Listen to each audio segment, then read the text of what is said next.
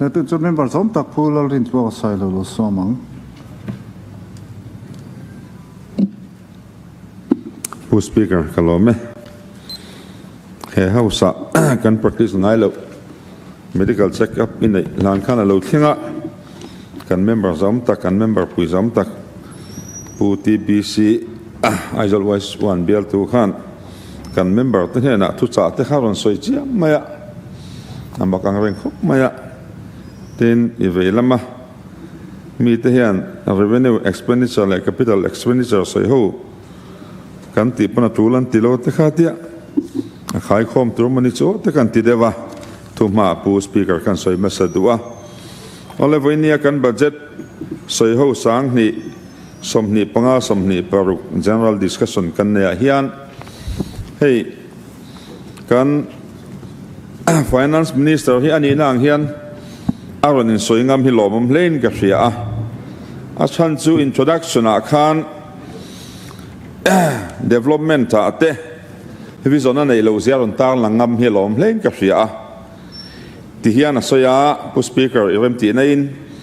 india ram hian mason na konga ke pen mekin khovel pum huwa po ram mason chak ber te zingami ani meka india sarkar in mason na konga na a vision viksit bharat within bracket developed india and viksit mizoram bracket developed mizoram te atrangkai theyang beralo mangbe turin kanin bua sai meka ni atia kan house leader here development mathlir vision anei lo zia chiang ka hria india sarkar vision a vai ho vision minon introduce ta ka ngaya anina ta ka pomngam he lawm ka tia tram salama helaya puspira thulai po han ke ni chuan vision lam kan ngai to lo issue basin kan kala ni ti de kha he aspi chalon tar langam hi kan fakwe du sim simani puspira chuti ral chuan heta number pathum na khan year of consolidation puan thu in rem chena puan thu kuma puan thu ron lang le ta ama chu development ate vision ne lo na chuan ti tur vaka lo shelawa mizoram uti kan ne tanga mizo pa zongina subsidy akan local puichin bu fai kum somnga le pakhat nuwa aron ti topa mira theizo le harsa zokte india public distribution system ina national food security act nuaya aron pek big entinan kat war le kat eng te ti lo zong kha a le thak main bu fai men ti san sakta kat pol le o khatiang khan chu mai chula du to loin abu faida khom na retail atan khulna zong abu ra thing mai khan ming soi khom saka chu tiang chuanin military te min han fruit ta ania chu ta chuanin in ren chem na kum kan puange an han ti ta ania chu ta tan lo lang le ta chu hey mizo chu speaker thil chiang da mai chu lir thei lom mi kan ni thatin lo mumal nei lo pon mani mu chua apianga lir thei vehicle lei ching kan ni chuta chuanin motor spirit petrol le diesel ate chia anhan la ta chia maya chu mai ni lovin diesel le petrol le piang in ses kan choi liter khata cheng ni zel kan choi ni chuti angkling kho ma tang chuan ram kai hruaian tum chu ani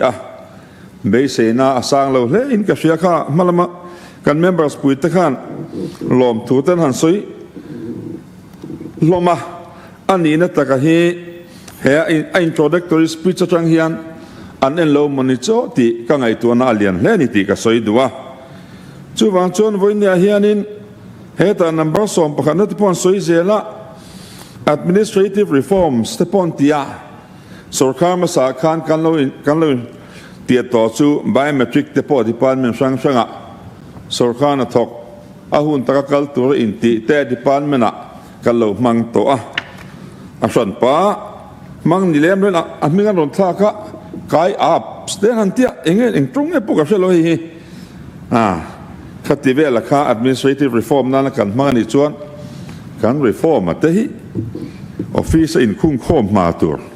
diang bel kha ni maya chutak ka zir chu ve chu voinia kai apps kan man na hian administrative reform sa om lova controlling officers in a staff te na thune na nei mi alo ani apps ni pon kai apps ai na hun tak avakala a mobile na in link zo no chuak bo ni lenga ban ma lo hon le man chuan ka akal phung de chu ni khat mi ni wang khan controlling officers khan achung action lak theina nei reng lo heng te trouble mo ti voinen ka ngai to telani ti ka soi duwa tin chutiang chu soi zelin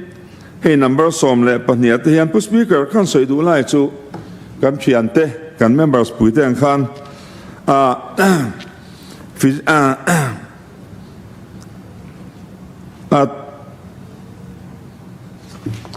abu chung thua hian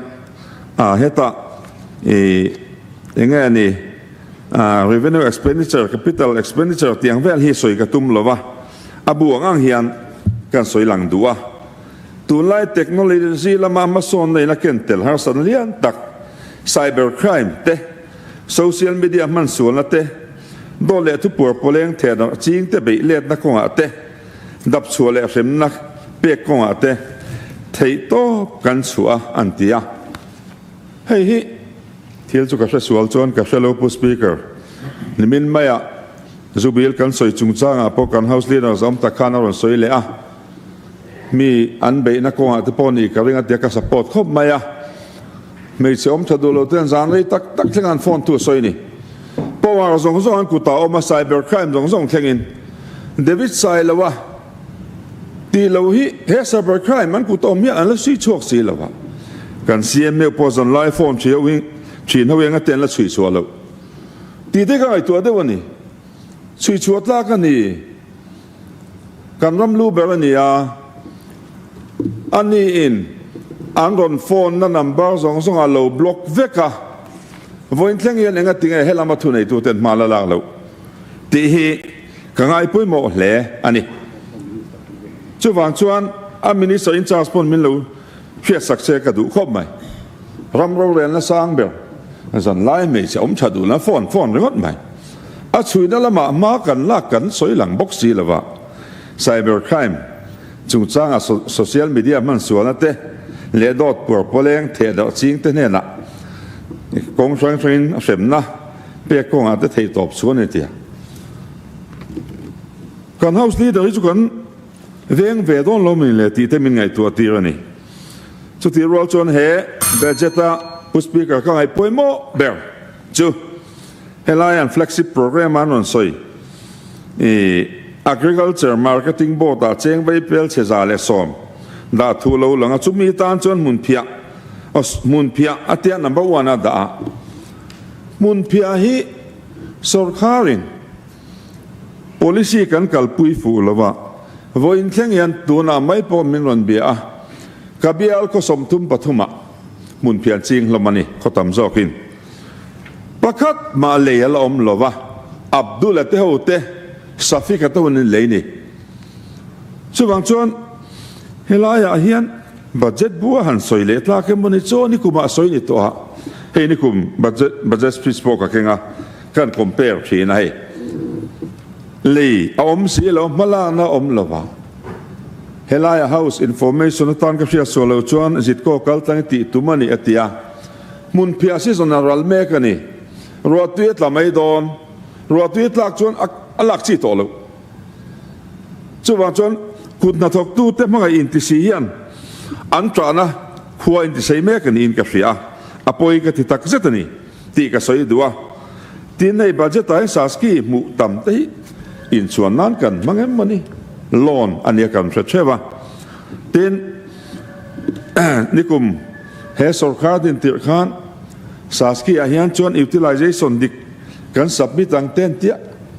voinia in utilization la utilize mi lo po utilization certificate central apek thakani ti kan ria chuwang chon thu dik soi mai tur chu ni ka ngai poi mo em ni do de reu thu dik chan ve pathing in bum tur hi anilawa chu tiang chuan in hei kan ngai to voinia members dang ten pu speaker an chuan em mai non soya pu speaker min khat so kan budget atam to ke ni kan sor kha chuan loan kan la lawang financial management thiam lo wang ani ti kha a thunon ka sak thin kha ni voinia loan e za kan lak rami puitei bum lawang u ti ka soi duwa tin members dang te khan power chung chang ate a leina hei kan budget ta lo langa viable se zanga lang te chuak em ani power generate na lama hian mai lang u vai ma le thale mai tur leina hian chuan chi mani le ka ti ani voinia kan kong che em kol dan pw de viable se somthum kan da kan lawm lawm na chi ni lo